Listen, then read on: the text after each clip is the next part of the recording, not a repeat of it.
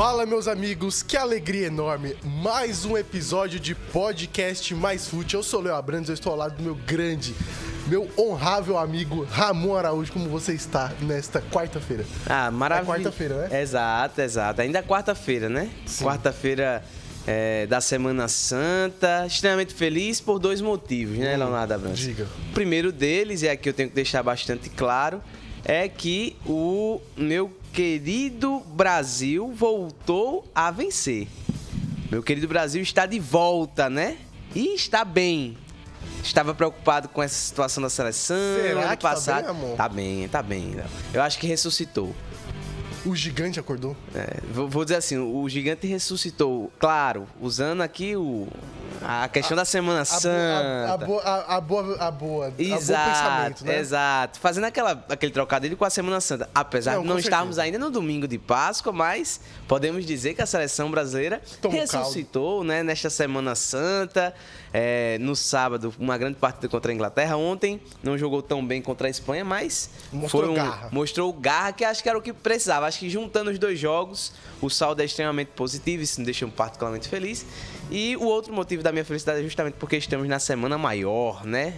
É a Semana Maior que fala? É a Semana Maior, a Semana Santa, a semana onde nós vamos aí reviver os mistérios da paixão, morte e ressurreição de nosso Senhor Jesus Cristo. Você não comeu carne, é proibido, né? Não, não pode comer carne na Sexta-feira Santa. Na Sexta-feira, porque meus pais... Especificamente na Sexta-feira Santa. Tem algumas pessoas que podem fazer algumas outras abstinências ao longo desse período. Meus pais, eles passam a semana toda sem comer carne, é só peixe e frango. Pronto, isso é muito louvável. Já desistiram, já. Isso é muito louvável, inclusive. Mas geralmente é só frango, peixe, na semana inteira.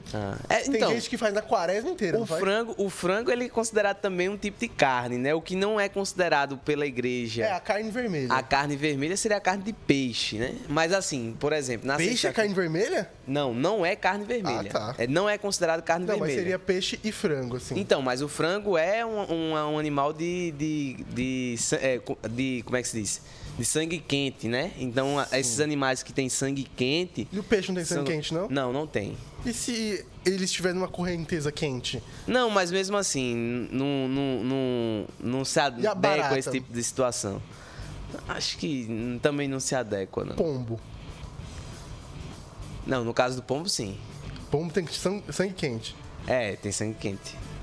Ixi, então vou ter que liberar a ordem lá que eu salvei pra refeição lá. Mentira. Vamos falar não só de pombos, mas também vamos falar de seleção brasileira. Vamos dar detalhes, vamos analisar, fio a fio desses jogos da seleção brasileira, da convocação, o que pode melhorar. E também vamos falar, obviamente, das semifinais do Campeonato Paraibano. Que Perfeito. Alegria. A Semana Santa já traz com o quê? Com guerra. Exatamente. Como é que pode? Não, então, mas sabe o que é mais interessante, Léo? E aí a gente precisa destacar isso aqui. Uma crítica à parte, a falta de organização aí da federação, né? Nós tivemos um cabaré, um legítimo cabaré. Eita. E eu perdi? Foi um legítimo cabaré no horário do jogo entre Botafogo e Serra Branca, né? Uma partida que simplesmente, dentro de uma semana, menos de uma semana, na verdade, eu acho, teve 3 alterações de horário de jogo. Veja que absurdo. E vejam o absurdo maior. Me marcam um jogo num sábado santo, um sábado de aleluia, popularmente conhecido, às 8h30 da noite, horário onde toda a João Pessoa estará participando das vigílias pascais. Isso não vai dar ninguém no estádio. E para terminar, o jogo de volta vai ser 4h30 da tarde, no meio da semana. Não, esse aí eu fiquei abismado. Isso é uma ofensa, com todo o respeito que eu tenho à Federação Paraibana de Futebol, mas isso é uma ofensa ao torcedor paraibano. Não só a federação também, mas por conta do jogo, assim, do horário da partida da emissora. Partida de semifinal de paraibano, nesses horários assim, extremamente inconveniente. Os horários do 13 e do Souza são mais gostosos. Mas Domingo, 4 horas. Inclusive, Ramon Araújo, estarei lá. Muito bem, eu não estarei. Infelizmente. Mas eu estarei nas arquibancadas, como torcedor. Estarei trabalhando feito um fresco. Eu trabalho no dia anterior. Eu vou estar trabalhando com força, meu patrão, domingo de Páscoa. Ave Maria. E a gente vai falar tudo sobre esses confrontos aqui no podcast Mais Fute. Então, não perca, porque aqui embaixo tá toda a minutagem. Então, se você quiser ouvir só a seleção, é só você clicar lá. Se você quiser ouvir só o paraibano, né, as análises do Campeonato Paraibano, também tá aqui. E se você quiser acompanhar tudo, siga aqui com a gente, porque o Podcast Mais Fute fala de futebol de uma maneira muito irreverente, muito profunda, mas também sempre com muita análise, sempre com muita irreverência. A gente é completo, né, Ramon? Exatamente. E você pode sempre estar acompanhando o Podcast Mais Fute no YouTube da Mais TV, lá no canal do YouTube, né? youtube.com/maistv, e também em todas as plataformas de podcast que existem: Spotify, Google Podcast, Apple Podcast, Amazon Music, onde você quiser. Tá bombando, viu, está lá. Está lá o Podcast tá Mais bombando. Fute. Está bombando não só nas plataformas, mas também lá, ó. Lá, Instagram e TikTok, ó. Instagram e TikTok, @Podcast Mais Fute, você encontra a gente. Originais. Originais. Sem essa de ficar republicando. Exatamente. Sem essa de ficarem mandando vídeo no seu WhatsApp e você publicar. Exatamente. Inclusive com a legenda que a pessoa manda na mensagem, né? Perfeito. A gente tem um grande, né, inspirador, né? A gente tem essa inspiração, o grande ícone paraibano, conhecido agora como nova mãe de Ná do futebol paraibano, Emerson Machado, mais conhecido como Mofi. Peraí, ele é nossa inspiração? Ele é nossa inspiração. Não, eu faltei nessa aula. Faltou porque é ele que fica postando os vídeos com a legenda que o pessoal manda, assim. Então, esse é o... Então, é a inspiração. Você entendeu o que eu disse? Então. Entendi. Eu não... tipo, a gente não faz isso, entendeu? Então, mas aí é que é o ponto. Ele é a nossa inspiração porque é o homem que acerta resultados, coisa que o Podcast Mais Fute não tem conseguido fazer nas últimas vezes. Mas vamos acertar. Eu vou cravar aqui a final do Campeonato Paraibano. Você duvida de mim? Não duvido de forma nenhuma. Até porque nosso histórico nos precede, né? Não, o nosso histórico é maravilhoso. É maravilhoso. Inclusive, eu queria ressaltar que semana passada Ramon Araújo falou sobre Gabigol, que poderia deixar o Flamengo e se juntar ao Palmeiras ou ao Corinthians. Ele analisou essa situação.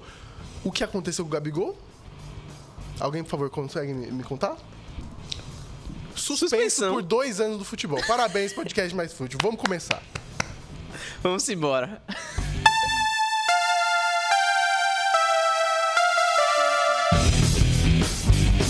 Vamos começar falando esse programa maravilhoso de seleção brasileira. Ramon Araújo. Ah, que seleção gostosa de se assistir, hein, Léo? Os jogos foram muito interessantes. Eu diria que não foram jogos espetaculares da seleção brasileira. Brasil! Brasil! Então, Marcelo Gomes, temos Galvão Bueno falando. Vai procurar aqui. E o interessante, Ramon Araújo, é que, assim, o jogo do Brasil teve um fator muito importante que foram os adversários. A gente não estava acostumado a enfrentar equipes europeias. E agora a gente teve a oportunidade. Uma pena que foi nesse cenário de novidade de Dorival Júnior estreando. Mas eu acho que o Brasil se saiu bem. Eu acho que se tivesse com o Tite, por exemplo, se tivesse num cenário ali mais prolongado, de um trabalho um pouco mais acertado a longo prazo, o Brasil poderia ter ido até melhor. Mas eu acho que o saldo é positivo desses 2 jogos, você não acha? Não, então, muito positivo, principalmente pelo que nós víamos no ano passado, né? A gente já tinha suspeitas, né, do trabalho do Fernando Diniz por conta que acreditávamos que ele precisaria de tempo, ele precisaria justamente de peças que se encaixassem com o seu estilo de jogo, coisas que muitas vezes na seleção você não tem. Não tem, na verdade, né? Que é principalmente tempo de trabalho para se desenvolver e implementar uma ideia de jogo. E que o Dorival ele tem uma característica diferente, que ele geralmente é muito conhecido por ser um excelente bombeiro, ou seja, ele chega quando geralmente o circo está pegando fogo, ele consegue conter as chamas. E a outra questão... Eu até diria, mano, que ele não consegue conter as chamas, que ele consegue manipular as chamas. Exato. Ele é um verdadeiro avatar. Avatar, com certeza. Podemos dizer assim que ele é um avatar, por que não? E aí é um detalhe importante. O Dorival, além disso, ele é um cara que ele consegue deixar o ambiente dentro ali do vestiário muito harmônico. Ele é um cara que ele tem essa característica de paizão. E um outro aspecto é dele dar liberdade para que os jogadores consigam jogar. Muitas vezes, alguns treinadores, eles privam os atletas de cumprirem certas funções dentro de campo que eles se sentem à vontade de fazer isso. E é um ponto que eu atribuo muito isso a ele parecer muito com o Ancelotti nesse sentido, né? De que ele permite que os jogadores eles tenham mais liberdade para jogar. Às vezes o pessoal fala do feijão com arroz, mas não é só um feijão com arroz, né? É todo um trabalho ali que ele faz. Claro, ele faz muito do básico, mas é um básico tão bem feito que não chega a ser um feijão com arroz. É mais do que isso. É bom você ressaltar isso, essa semelhança com o Carlo Ancelotti, porque desde que o Carlo Ancelotti teve toda aquela novela, não, ele vai vir pro Brasil, não, ele vai ficar no Real Madrid, para mim o nome que deveria substituí-lo enquanto ele não chegasse era Dorival Júnior. E quem sabe, com o Dorival Júnior desde o começo, nós não teríamos ele aqui. Sim, porque a situação teria um pouco mais controlada. Obviamente, a questão da CBF é além das 4 linhas, é confusão com o presidente, troca do cargo, enfim, muitos problemas políticos também na CBF. Mas dentro do futebol, a gente poderia ter visto um Dorival desde o começo, desde ali, quando o Ramon Menezes assumiu a seleção. Se a gente tivesse visto o Dorival nessa época, obviamente ele ainda não tinha conquistado os títulos com o Flamengo, né? Mas mesmo assim, depois ali dos títulos com o Flamengo, ele poderia ter sido uma opção. E por quê? O Dorival é um treinador que tem uma característica muito dinâmica. Ele é um treinador que consegue se adaptar ao elenco que tem. Ele não tem esse estilo tão, eu diria, fancy, chique do Fernando Diniz, que, apesar de ser chique, é muito mais complicado você imprimir isso tanto num clube quanto numa seleção. Num clube a gente já viu com o Fluminense. O tempo que ele demorou para essa equipe engrenar. Ele demorou muito tempo para engrenar também no São Paulo. Quando engrena é uma maravilha. Mas esse processo é muito conturbado. E numa seleção brasileira, esse processo seria ainda maior, porque aí passa por uma questão relacionada a você treinar os seus jogadores, né? A gente tem algumas seleções europeias têm um estilo um pouco mais rebuscado, e eu diria que a Espanha, que a gente viu um pouco desse futebol, tem esse estilo rebuscado, mas o fato deles jogarem rebuscado é porque é natural deles. Sim. É natural da formação, principalmente com tantos jogadores jovens que tem essa seleção, que inclusive, quando eles eram pivetes, eles já tinham sido campeões mundiais. Isso é um aspecto interessante, Léo, porque o treinador da Espanha, ele tem uma carreira interessante, né? Ele fez primeiramente ali um bom trabalho em um clube, eu não me lembro agora especificamente qual foi o clube que ele fez esse bom trabalho, mas ele chega e aí depois disso ele recebe um convite para se tornar técnico da seleção espanhola sub-17. E aí depois da sub-17, ele assume também a seleção sub-20. Depois ele assume a sub-23 e agora a principal. Então, esses jogadores que estão hoje jogando na seleção espanhola estão trabalhando com esse treinador desde a base. Desde a base. Eu tô vendo aqui que ele treinou o Atlético Bilbao. Isso. Pronto. Nossa, 2011. Não, mas o trabalho que se destacou foi esse do Alavés. O Alavés, né? O Alavés. Foi um grande trabalho que ele fez. E aí ele assume a 19, depois a 18, sub-21 e depois assume a Espanha principal. Mas é um treinador que já conhece. Tempo, viu? Desde 2011. Exato. Então ele é um treinador que ele vem, né, com conhecimento já desses atletas que estão hoje atuando há um bom tempo. E existe essa questão da formação do futebol espanhol. Isso facilita bastante. Porém, ele também é um trabalho recente na seleção espanhola. Ele só tinha 10 jogos. Esse com a seleção foi o 11º. Ele entrou no lugar do Luiz Henrique, depois da Copa do Mundo, né? Exato. E aí eu preciso fazer esse ponto importante para destacar esses resultados da seleção, partindo logo para esse princípio dos resultados da seleção brasileira. O Brasil ele pega uma Inglaterra que está com um trabalho sendo desenvolvido lá há anos, tá? Do Southgate. Já é um trabalho que está sendo feito há muito tempo. E enfrentar a Inglaterra dentro dos seus domínios é um grande desafio, principalmente para uma seleção que vem para a estreia do seu treinador, que ninguém sabe o futuro certo, que já vem recheada de críticas desde o ano passado por conta dos resultados que aconteceram. E aí consegue fazer uma partida em Wembley onde a seleção brasileira foi melhor que a seleção inglesa. E, assim, a gente for olhar direitinho o jogo em si, o Brasil teve mais oportunidades de fazer gols do que a seleção da Inglaterra e teve mais domínio do jogo. A partida de ontem já não foi assim. A gente viu um Brasil que realmente teve o domínio do jogo ali. A Espanha, por completo, acho que do início ao fim, os 90 minutos. Mas um ponto... Os 45 ali. Exato. Eu diria que nos primeiros 45 a Espanha dominou. Depois O Brasil, no segundo tempo, conseguiu dar uma melhora, conseguiu imprimir um pouco mais de intensidade. Fez o gol. Aí recuou. Aí deu uma recuada. Aí a Espanha deu uma equilibrada. Mas depois o Brasil, no final, também tentou aquele final. Exato. Depois que já estava perdendo. Então, e olhando assim, por esse aspecto, um ponto que aí é preciso destacar. Porque essas duas partidas, eu coloco elas como um complemento uma da outra para chegar a esse resultado final. Porque a primeira a gente viu a qualidade que essa seleção pode entregar. É uma qualidade de um futebol muito vistoso, de jogadores que estão se destacando na Europa, no futebol brasileiro, e isso é um ponto importante, da mescla que houve entre jogadores europeus e jogadores que atuam no Brasil, e isso foi importantíssimo para a gente observar. E muitos jogadores brasileiros que acabaram de sair da Europa. Que acabaram de ir para a Europa. Como João Gomes, como Beraldo. Exato. E aí, o outro aspecto é a questão da vontade, da garra, do espírito dessa seleção que eles mostraram na partida de ontem. Se contra a Inglaterra nós pudemos ver da qualidade desses atletas, ontem podemos ver da garra, da entrega, do sangue que esses caras estão entregando na seleção, querendo mudar justamente essa perspectiva que muitas pessoas estavam dizendo, de que é uma seleção sem brilho, uma seleção sem garra, que foi motivo do discurso do Danilo no jogo contra a Inglaterra.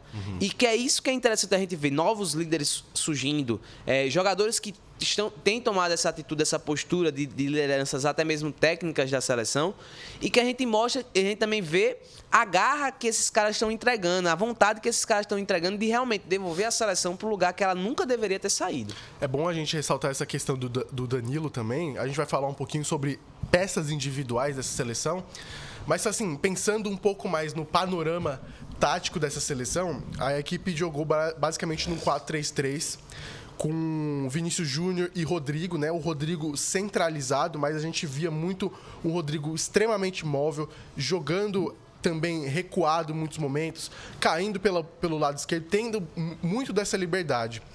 É bom a gente ressaltar também que a seleção, ela manteve alguns padrões das seleções passadas, tanto do Fernando Diniz quanto do Ramon, que é essa tendência a jogar pelo lado esquerdo.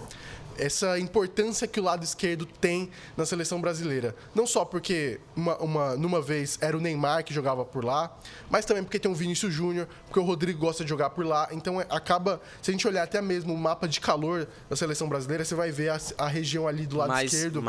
ali do quente, centro, né? Ali do centro-esquerda, é muito, muito, muito vermelha. E é bom ressaltar que é um lado que a seleção tem um pouco de dificuldade de criação. E por quê? O Vinícius Júnior não é esse jogador para você pegar a bola e criar jogadas. Ele não é um armador de jogadas. Ele é aquele cara que você tem que botar ele em condições para que ele consiga resolver. E foi o que foi tentado tanto no jogo da Inglaterra quanto no jogo da Espanha, especialmente no primeiro tempo, que é o Brasil jogar um pouco mais recuado e tentar aproveitar um pouco mais essa transição. No Brasil, isso pode ser um pouco complicado, até porque o Brasil, em muitos momentos, vai ser o time com a bola nesses cenários. Mas a gente pode ver só por esses amistosos que o Brasil, contra outras seleções, talvez uma seleção europeia ou uma seleção um pouco mais qualificada, até mesmo, vamos supor aqui, uma Argentina, ou quem sabe um Uruguai, o Brasil talvez jogue recuado. E aí aproveite mais esse momento de transição. Como eu falei, Dorival Júnior é um treinador que tem muita dinâmica, é um treinador que consegue se adaptar muito bem de acordo com o adversário e de acordo com o contexto. Então, eu vejo que o Brasil talvez possa ter esse estilo muito mais agressivo, né? Então, agressivo defensivamente, nesses cenários contra equipes mais fortes. Talvez contra um Peru da vida ou contra uma Bolívia da vida, o Brasil vai jogar com a bola nos pés, trocando mais passes. Mas o que a gente viu foi uma seleção brasileira mais direta. Até mesmo quando o Brasil tinha um pouco mais a bola, teve uma jogada que ficou muito na minha mente nesse jogo contra a Espanha, de uma jogada que foi Vinícius Júnior, Rodrigo, e se eu não me engano foi o João Gomes, que eles fizeram um triângulo aí, a bola apareceu lá e o Vinícius Júnior saiu em direção ao gol. Não deu em nada, basicamente. Mas foi uma jogadinha ali que eu pude perceber que essa equipe é de jogada rápida. Isso. sem toque de bola, o que já tem uma quebra interessante do estilo do jogo do Fernando Diniz. Então, é bom a gente acompanhar essas movimentações táticas e também pensar em que peças podem ocupar, porque, na minha visão, esse ataque está bem definido. Eu não acho que Vinícius Júnior e Rodrigo vá sair desse time titular. E eu acho que a vaga que estava faltando foi muito bem, acho, esclarecida de quem pertence, né? O Endrick surgiu como uma grande opção e ele joga exatamente nessa função no Palmeiras. No Palmeiras ele joga um pouco mais recuado ali no centro, mas do lado direito. Então ele vai ter espaço para isso. Eu diria, Ramon, que para esse lado direito seria mais interessante alguém que ficasse ali, colado à linha lateral. Alguém que fizesse essa amplitude. Por quê? Porque o Danilo não é um lateral que apoia. E o Danilo, eu acho, na minha opinião, ele está se firmando cada vez mais como uma peça fundamental nessa seleção. Não só como na sua característica de um lateral mais defensor, mas também na sua característica como líder. Então, ele dentro de campo é muito importante. E ele não tem essa característica de um lateral que consegue chegar até a linha de fundo. Ele ali, no máximo, ele consegue ajudar na criação no meio campo. E a gente viu isso também do Wendel. Ele foi muitas vezes utilizado como um lateral que arma por dentro. Enquanto o Beraldo, que é um canhoto, ele abria para que a gente pudesse ter essa criação e construção de jogada da seleção. É bom a gente ressaltar, né, que o Fabrício Bruno apareceu como aquela peça fundamental na parte central da defesa. E o Danilo também ajudou nessa questão. E aí ficou quase que como 3 zagueiros. Beraldo, Fabrício Bruno e Danilo. A minha questão é justamente essa. É você fazer os encaixes corretos. O Wendel vai mesmo trabalhar pelo meio? O Danilo vai realmente trabalhar como zagueiro? É bom a gente ter essa questão, porque os laterais são posições muito importantes na seleção brasileira. E eu acho que a gente pode ter um pouco dessa noção. Danilo um pouco mais recuado, o Wendel um pouco mais pelo centro. Vamos ver se outros jogadores vão poder corresponder a esse trabalho. Não, exatamente. Teve algumas outras observações aqui, eu vou analisar mais agora de maneira mais individual algumas atuações de alguns atletas. Primeiramente, eu queria destacar muito a defesa da seleção brasileira. Tá? Acho que se a gente pegar os 2 jogos, eu acho que a partida de ontem, apesar do Brasil ter sofrido muito mais defensivamente, mas a gente pode pegar aí basicamente que 2 gols foram de pênaltis assim, que não existiram, né, basicamente. E um dos gols realmente ali foi, acho que uma falha defensiva completa. Vai muito da qualidade do Dani Olmo também, mas analisando de maneira geral, acho que defensivamente as 2 grandes surpresas, apesar do Beraldo ter ido muito bem, mas eu acho que as 2 grandes surpresas foram Fabrício Bruno e Wendel. Por quê? E aqui na minha perspectiva, analisando o Fabrício Bruno, zagueiro, 28 anos, chega na seleção brasileira para atuar pela primeira vez e tem 2 exibições fantásticas. O Fabrício Bruno ainda não sabe o que é ser driblado em 2024. É um cara que sempre estava na cobertura dos lances, muito bem posicionado sempre e com uma confiança que eu acho que falta a alguns jogadores brasileiros mesmo, dias atuais. Não falta pro Beraldo, viu? Exato. Então, o Beraldo é outro Coringa. Então, o Beraldo também, apesar de ter tomado uma caneta do Dani Olmo no gol, mas fez uma partida também maravilhosa. Às vezes dava a bota ali como volante e quase marcou um gol também, saiu lá na frente construindo também. Mas um jogador com muita personalidade, muita tranquilidade, parece que joga há anos na Europa. O Wendel, que foi uma das críticas que eu fiz, inclusive, achei que era uma convocação que não fazia tanto sentido, jogou o fino da bola, um lateral extremamente seguro, fez uma partida impecável contra a Inglaterra. Ontem sofreu bastante com o Yamal, né? Ele, o Beraldo, o João Gomes, todo mundo da seleção brasileira sofreu com o Yamal, que joga muito, por sinal, mas que apoiava muitas vezes ali também, ajudando o Vinícius Júnior em algum momento, chegando. Tem uma espécie de liderança, principalmente também pela experiência que ele tem na Europa. O Danilo também foi uma grata surpresa como um dos líderes dessa equipe. O Bento, muito seguro como goleiro, fez uma boa exibição. Inclusive, isso é um detalhe importante, o Bento só não teve mais destaque porque agarra no Brasil, na minha opinião. Se ele fosse um jogador que fosse da Europa, a gente estaria escutando falar muito mais do Bento, tá? Acho que as pessoas estão olhando um pouco para a exibição do Bento, mas o Bento também foi muito importante dentro dessa seleção. O comentário que eu tenho para fazer sobre essa defesa, Léo, é que com toda sinceridade, tá? Os jogadores que ficaram de fora dessa convocação, que são jogadores, vamos colocar na teoria, titulares, como Militão, que está se recuperando de lesão, Gabriel Magalhães, que está se recuperando de lesão, Marquinhos, que está se recuperando de lesão. Eu estou falando sério isso aqui, tá? Eles que tomem cuidado. Porque esses dois que jogaram essas 2 partidas, Beraldo e Fabrício Bruno, mandaram um recado claro de que vão estar brigando por essa titularidade também. Olha, eu não sou tão positivo assim quanto você não, viu, Ramon? Eu discordo um pouco de você sobre a questão da defesa. Eu acho que o Fabrício Bruno e o Beraldo fizeram partidas... Eu acho que eles aguentaram o Rojão, para ser bem sincero. Eu vejo o Beraldo um jogador muito mais funcional do que necessariamente um jogador que eximável, vou colocar dessa maneira, uma grande performance defensiva. Eu acho que ele cumpre várias funções de saída de bola, de marcação, de quebrar essa posição da defesa e aparecer no ataque, enfim. Ele é um jogador multifuncional, o Beraldo. Eu acho que ele funciona mais dessa maneira. Eu acho que o Danilo e o Wendel foram bem. O Wendel foi um jogador seguro e também funcional. Ele serviu muito pro estilo de jogo do Brasil, que joga com 2 pontas muito abertos. Então, o Brasil que joga com 2 pontas muito abertos, a gente tem que ter laterais que são mais presos.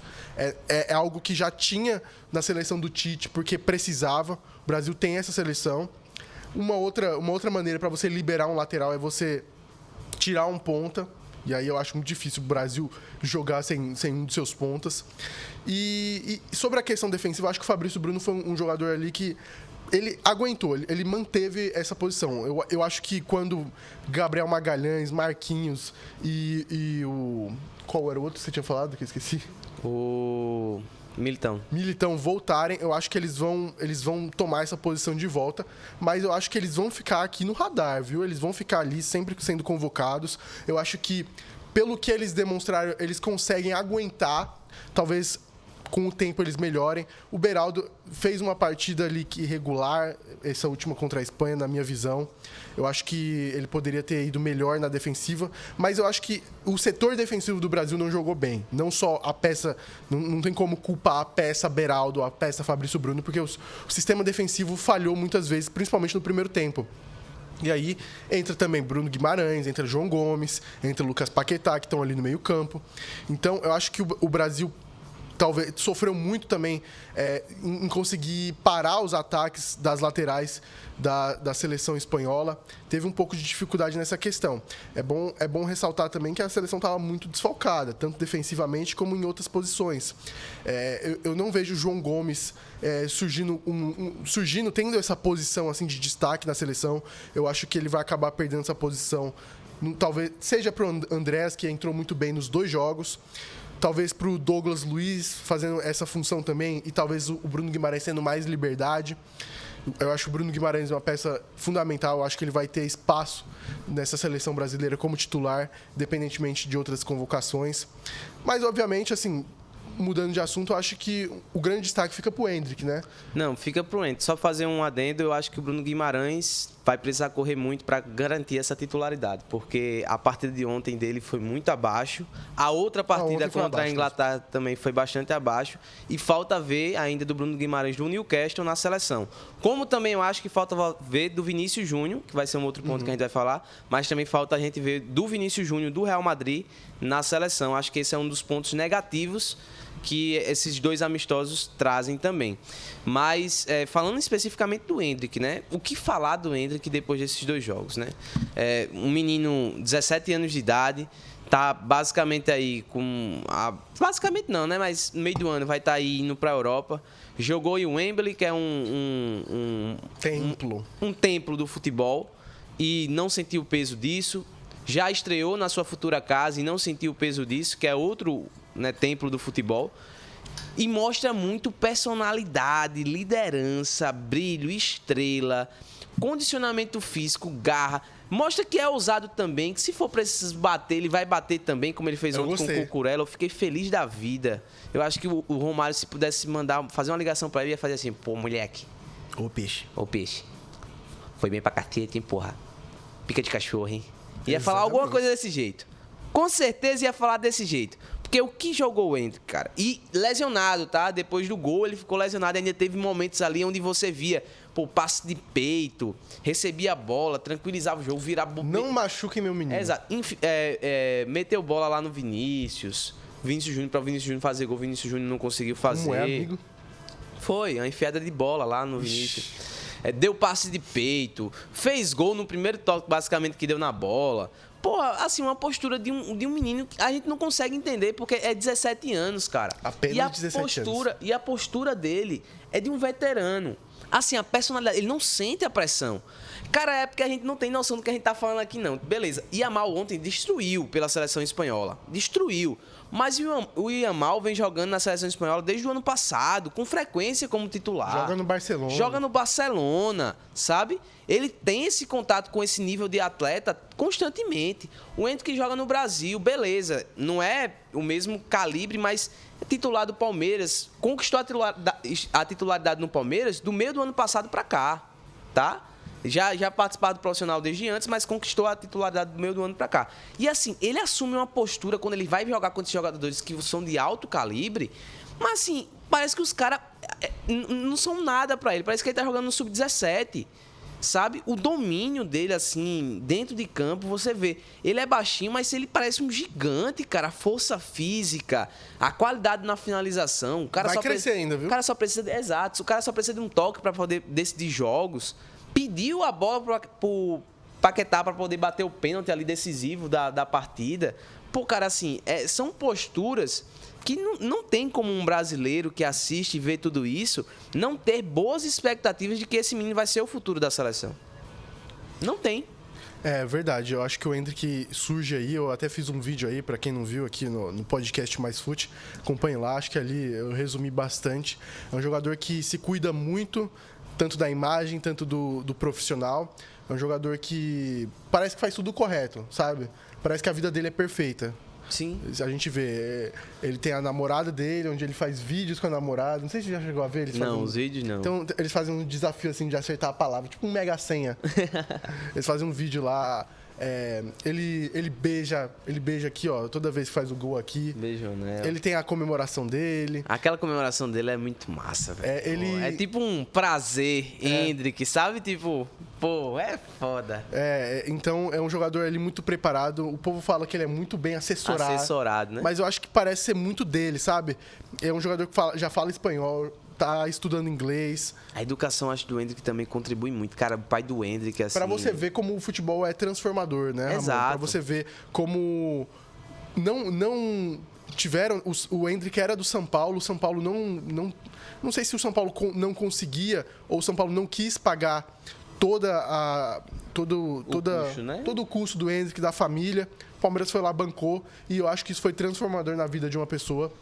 Pra gente ver como todo mundo tem oportunidade. Se a pessoa tiver oportunidade, a pessoa vai conseguir conseguir conquistar muita coisa. Então, vamos acompanhar de perto o Endrick, sempre com muito cuidado também, porque se trata de um jovem. Então, é um jovem, a gente sabe que, por exemplo, com a idade parecida do Endrick, também o Neymar estourou ali em 2010, mais ou menos, 2009, 2010. Completamente Só que, assim, diferente. Então, mas aí a questão é essa que eu tô falando, né?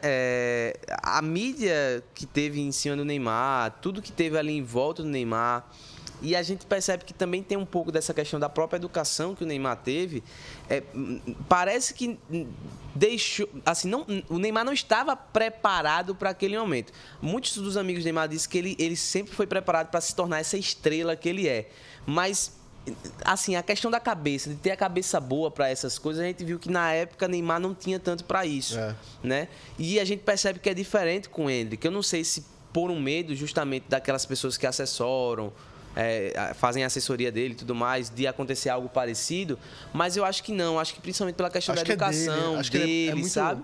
É da pessoa, Endrick. Ele até mesmo fala que não é de festa, que não é dessas coisas. E aí você vê, e é por isso que eu atribuo muito isso à educação dele. Porque você vê que é um menino muito bem educado, com os pais ali presentes, ele quando ele joga... também, exato, ele joga pelo pai, pelo irmão. E assim, você vê toda essa entrega dele. É muito legal de ver, cara. Porque assim, eu vou dizer um negócio aqui que talvez seja até polêmico, Léo, mas Diga. Brasileiro de maneira geral, acho que eu posso dizer isso, em vários aspectos, não é muito profissional. Ele não leva tão a sério a vida profissional. Concordo. Sabe? E principalmente no âmbito do esporte, quando a gente vê... Concordo, mas a mentalidade do brasileiro muitas vezes não é uma mentalidade de profissional, em querer ser o melhor no que faz. Né? O brasileiro, às vezes, ele é muito satisfeito com a mediocridade. E aqui no sentido de ser mediano mesmo. Enfim, e eu percebo que essa mentalidade não pertence ao Endrick, sabe? Eu vejo ele com uma mentalidade de querer realmente se superar cada dia mais. E ele encara tudo isso não como uma brincadeira. Para um menino de 17 anos que está querendo só desfrutar de jogar futebol, sabe? Eu acho que ele pensa muito isso também como trabalho, como uma missão que lhe foi dada, que ele assumiu esse comprometimento e ele tem muito esse pensamento profissional. Eu admiro muito essa forma dele enxergar as coisas. Exatamente. Vamos mudar de assunto, Ramon? Vamos embora.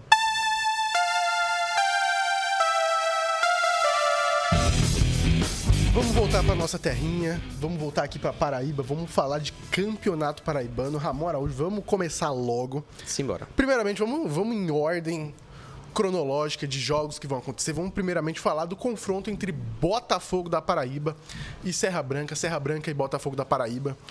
Ramon Araújo, eu quero já começar perguntando para você. Como você enxerga esse confronto e o que você acha que pode acontecer? Então, cara, eu tinha uma opinião muito clara sobre esse confronto há uma semana atrás. Para mim, o Botafogo não chegava como favorito e acreditava piamente que o Serra Branca passaria tranquilamente por esses dois jogos, tá? Era o que eu pensava pela situação que eu estava vendo do Botafogo. Só que aí mudou as coisas. Por que mudou as coisas? Porque a vitória que não estava vindo veio. E eu acho que isso dá uma tranquilidade maior para desenvolver um determinado trabalho. O Moacir Júnior estava reclamando muito de não ter tempo para treinar os atletas. Isso é uma coisa que ele falava constantemente lá nas entrevistas. E começou a ter mais tempo agora nessas últimas semanas. O Botafogo mudou, não é o mesmo Botafogo de antes ainda, né? Assim, que jogava um futebol mais vistoso, mas é uma equipe que claramente evoluiu e ele mudou algumas peças. E muitas peças começaram a chegar. Chegou o Lucas Siqueira, que estava no... 6 reforços no período de uma semana. Exato. Chegou o Lucas Siqueira, que estava no Santa Cruz e fez um grande campeonato pernambucano. Chegou o Varley, que jogou muito pelo Joinville no campeonato catarinense. E na última segunda-feira, 3 reforços foram apresentados. Tudo moleque, tudo menino, 25, 26 anos.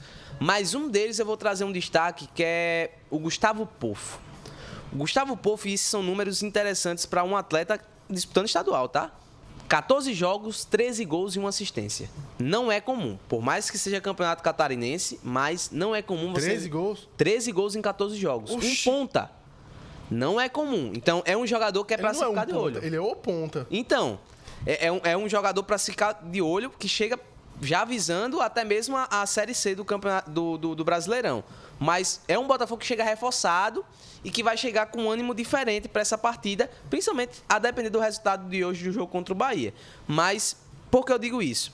Porque eu vejo o Serra Branca, que começou muito bem a competição e oscilou muito desde o meio da competição para o final do campeonato. Se reforçou também, trouxe alguns reforços, mas é um jogo agora que eu vejo muito mais equilíbrio e muito mais aberto às possibilidades de classificação. Por isso, na minha análise, eu vou colocar uns 50% a 50%. Essa vai ser a única partida que eu coloco. 50-50. Não. Sem murada. Sem murada. Sem murada. 51 pro Botafogo, 49 para o Serra Branca. Então você está cravando que o Botafogo está na próxima fase. Estou cravando porque, na minha opinião, vai ser agora uma perspectiva diferente. Eu acho que, por exemplo, o Botafogo pode fazer valer muito mais o mando de campo do que o Serra Branca. Coisa que o time do Serrinha não conseguiu ainda fazer esse ano, foi colocar ali Campina Grande como realmente sendo seu, vamos dizer assim, seu ambiente de vitórias, né? Como fez o 13 no Campeonato Paraibano, que não perdeu nenhum jogo dentro do Amigão. Não, eu acho que o Serra Branca fez o Campina Grande o seu ambiente muito até. Mas o problema é que não soube aproveitar, né? Até porque teve a segunda pior média de público, a segunda pior média de ranking de todo o campeonato. E assim, eu vejo o Serra Branca uma equipe muito qualificada, isso é inegável. É um trabalho muito bem feito do Raniel Ribeiro, é um elenco que também se reforçou. Eles trouxeram reforços, eu esqueci o nome dos reforços, mas eu vou puxar até aqui para poder falar aqui para vocês. E o Serra Branca é uma equipe que, como você falou, ela vacilou um pouco no campeonato e principalmente contra adversários mais fortes. Aqui, ó, o Técio, jogador Técio, ele é meio campista. Chegou recentemente. E o Thiaguinho. Foram os 2 reforços aí. E jogadores, assim, que tem um bom currículo, viu? O Thiaguinho, inclusive, rodou 13. Chega emprestado do Santa Cruz. Ele e também o Lucas Siqueira no Botafogo são 2 jogadores que o Santa Cruz já garantiram pro ano que vem. Para a Série D do ano que vem. Exatamente. Aí são jogadores que estão emprestados aí aos clubes paraibanos. Exatamente. Eles já estão regularizados, vão poder estrear em campo. E é bom ressaltar que o Serra Branca, como eu falei, ele tem um retrospecto ruim contra times grandes. Eles venceram o 13, que estava ali, ó, só no sapatinho na estreia do Campeonato Paraibano. Jogou aqui em João Pessoa, né? Enquanto eles estavam voando fisicamente. Então, eu considero que não é um confronto equilibrado. Depois perderam pro Botafogo num jogo patético. Um jogo patético, eu não digo do Serra Branca, eu digo dos jogo dois. Horrível. Jogo horrível. E eu tava assistindo, eu quase que chorei. Não, eu chorei por 15 minutos. Foi o tempo do intervalo. E o Serra Branca também perdeu para o Souza. O Souza, que ainda tinha o Renatinho Potiguar, vivia quase um momento de crise ali, depois de uma rivalidade. É isso que me deixa um pouco ali com o pé atrás do Serra Branca. É esse confronto contra equipes mais fortes. E o Botafogo, por mais que não viva um momento de qualidade, não está vivendo um bom momento, venceu o Itabaiana. Mas lembrando, Itabaiana é um adversário muito fraco. Itabaiana é o último do grupo B. Então, não é uma vitória para se bater no peito. Até porque é um adversário fraco. É como, por exemplo, o São Paulo Cristal no Campeonato Paraibano, que teve um desempenho muito fraco. Então, eu vejo o Botafogo não nos seus melhores momentos para enfrentar um adversário que ainda, para mim, é uma incógnita. Esse é o ponto. E eu acho que o seu argumento é fatal, de que o Botafogo vai se utilizar muito mais do poder do mando de campo. Eu digo até mesmo no Amigão, porque eu acho que vai ter mais torcedor do Botafogo no Amigão do que do Serra Branca. Talvez tenha torcedor do 13, do Campinense ali, mas não é a mesma coisa, né? Do que eu acredito que o Botafogo vai ter a sua torcida lá. Então, eu também queria... Um outro fator que eu acho interessante, Ramon, é que o Amigão é exatamente igual ao Almeidão. Sim. Você acha que os jogadores não se sentem em casa? Não. Assim, você acha que é diferente. É diferente, né? É diferente. Até porque o pessoal fala que, pelo menos assim, o pessoal da imprensa diz que lá no Amigão as coisas são mais organizadas do que no Almeidão. Eu ouvi dizer que tem até bolo pra imprensa. Sério que tem comida pra imprensa, um negócio todo assim, eu queria ver. Eu sou doido pra ir no Amigão só pra ver se isso é verdade. Eu também, porque boatos que tem um chazinho lá, viu? No Botafogo, no Almeidão, também tem bolo, viu? Sabia? Tem? Tem. Bolo fecal no banheiro quando eu fui mijar. Bolo fecal. Foi isso que eu recebi lá. Um bolinho. Um bolinho formigueiro, de mecha, nada, meu amigo. Nada. Foda. Então, Ramon Araújo, seu palpite é que Botafogo avança. Meu palpite é Botafogo avança, mas eu acredito que vai ser dois confrontos muito equilibrados, tá? Vai ser, acho que aí... Pode ser, inclusive, até resolvido nos pênaltis, não sei. Mas eu acho que vai ser equilibrado. Eu concordo com você. Eu enxergo o Botafogo com uma vantagem nesse confronto. Não só por eu não acredito nesse negócio de que a camisa pese, tá bom? Mas eu acho que o fator e o fato do Botafogo ser uma equipe mais preparada, uma equipe que joga frequentemente semifinais, finais, disputas mais difíceis, mais complicadas do que o Serra Branca, eu acho que a equipe tem uma vantagem e eu acredito que o Botafogo vai estar na final. Mas como você falou mesmo, e eu concordo, vai ser pegado. Se o Serra Branca passar, eu não vou ficar nada surpreso. Exato. Nada surpreso. Qualquer uma das duas equipes que passarem vai ser... diferente do próximo confronto, né, Ramon Araújo? Que na minha visão, não está equilibrado. Não está equilibrado. E assim, pra mim, esse confronto ele tem um quê a mais. Souza e 13, né? Ele tem um quê a mais. Por quê?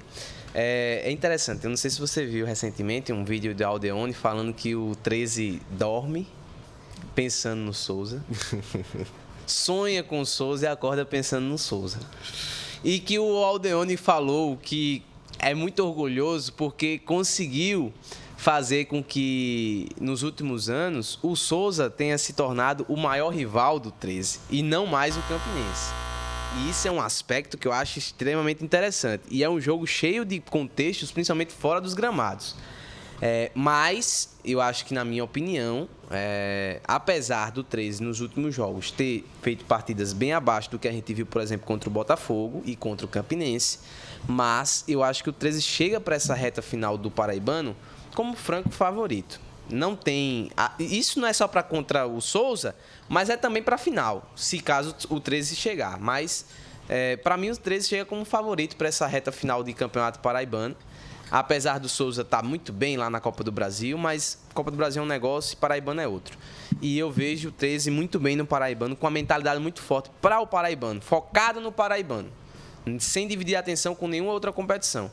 E é por isso que eu vejo o 13 como favorito. Aí, neste caso, eu boto 60 pro 13 e 40 pro Souza. Eu boto 80 pro 13 e 20 pro Souza, viu? Porque o 13 vem muito, muito embalado. Perdeu agora pro Ceará, mas, assim, fez uma partida muito melhor do que o Ceará. O Ceará fez um gol, eu assisti a partida, o Ceará fez um gol de cabeça no escanteio. Mas o 13 fez uma partida muito melhor. Atacou, finalizou, manteve a posse de bola, mas não conseguiu o resultado. Contra o Souza, eu imagino um cenário muito parecido. O Souza, com o Paulo César Chardong, deixou de ser aquela equipe que é completamente com a posse de bola, que mantém a posse de bola a todo custo. Isso aqui não é uma crítica, tá? Eu acho que é um estilo e uma visão diferente de futebol. E se estiver sendo feito e realizado de forma correta, não tem problema algum. Eu vejo que o Paulo César Chardong tem uma visão um pouco mais conservadora do futebol do que o Renatinho Potiguar. E eu acho que isso pode se funcionar muito bem em duelos mata-mata. Seja na Copa do Brasil, seja no Campeonato Paraibano. Mas, assim, esse confronto pro Souza, eu acho que ele é muito mais importante pro Souza do que pro 13. Sim, sim. Acho que o 13, ele precisa mostrar que realmente continua forte, mas o 13 não tem nada a provar. Assim, para ser bem sincero. É o campeão paraibano, vai jogar a Série D esse ano. Por mais que tenha sido eliminado da Copa do Brasil, é uma equipe que terminou em primeiro no campeonato e tá brigando por esse bicampeonato, mas ele não tem que provar nada, ele vai vir muito mais tranquilo. O Souza precisa provar, porque conseguiu essa vaga ali nas coxas, essa quarta vaga nas coxas, e também, se caso seja eliminado, não vai perder essa vaga da Série D pro Serra Branca. Então, o Souza tem muito mais a perder nesse confronto. Então, é o Souza que tem que tomar as rédeas desse confronto. E aí que entra a dificuldade, porque você vai enfrentar um 13. Se você estivesse enfrentando o Botafogo, eu realmente pensaria muito no que aconteceria. Porque aí o negócio inclusive, eu acho que se fosse Souza e Botafogo, eu daria vantagem para o Souza. Não só pelo momento que vive o Botafogo, mas também porque o Souza já é uma equipe mais preparada. E aí cai por terra aquele argumento que eu usei no Serra Branca. Sim. De que o Serra Branca não é uma equipe tão preparada em jogos grandes. Souza é. Mas é 13 e Souza. E o confronto aí, a rivalidade, chama muita atenção. Eu vejo que é uma partida que vai se desenvolver. Talvez no Marizão o Souza vai ter um pouco mais de ímpeto, mas eu acho que o 13 vai conseguir estabelecer esse jogo, não só no Marizão, mas também no Amigão. E aí eu dou a vantagem pro 13 nesse confronto. É uma vantagem muito grande. Acho que eu exagerei 80-20. Eu acho que eu diria uns 70-65 pro 13. A 35 e 30 pro 13, pro Souza. Mas acho que é isso mesmo, Léo. E assim, não é querendo desmerecer a equipe do Souza de maneira nenhuma. Jamais. Mas é porque é nítido, assim, é um trabalho que está sendo desenvolvido desde o início do campeonato que só faz crescer o desempenho. O Souza teve um trabalho interrompido no meio do caminho, tá crescendo, tá melhorando, mas é diferente os momentos, né? Principalmente do que diz respeito à questão da qualidade do futebol. Então, você pega uma equipe que, inclusive, venceu o próprio Souza dentro do Marizão, recentemente, né? E você pega um Souza que está ainda nessa construção, está tentando desenvolver um trabalho. Eu acho que o Chardon vai conseguir mostrar muito mais dessa equipe, acho talvez no Brasileirão, não sei. Mas são duas equipes que estão aí nesse clássico dos últimos anos, um dos grandes confrontos do futebol paraibano nos últimos anos, e que vai ser muito legal de ver. Assim, eu queria muito que esses dois jogos eu pudesse estar assistindo eles na íntegra, até porque eu sei que vai ter muito contexto fora de campo, né? E só um detalhe, Léo. Será que vai ter briga ali nas tribunas de jornalistas de novo? Então, não sei. Mas teve, né? Da outra vez teve. Da outra vez teve. E só pra fazer um adendo, tá?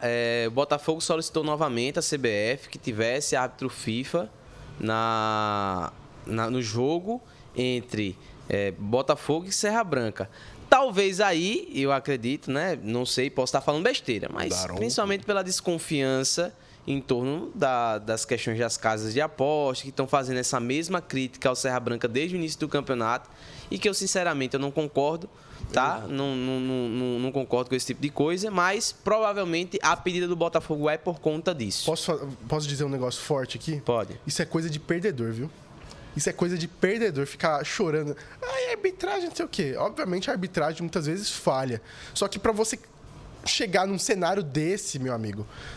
Cara, pra você pagar, que nem aconteceu no jogo contra o Souza no ano passado, onde o Botafogo pagou. E não é barato, é 50 mil reais, se eu não me engano, não Daronco da vida.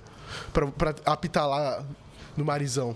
Ou aqui no Almeidão. É 50 mil reais, meu amigo. Daronco pra passar uma vergonha. Pra tomar uma peia do Souza. Isso é discurso de perdedor, meu amigo. De ficar colocando casa de aposta desse negócio. Discurso de perdedor, viu? Então, se perder, já sabe, a zoeira vai ser grande. Exato. Eu não queria dizer nada, não. Mas é isso. Vamos encerrar esse programa? Vamos embora.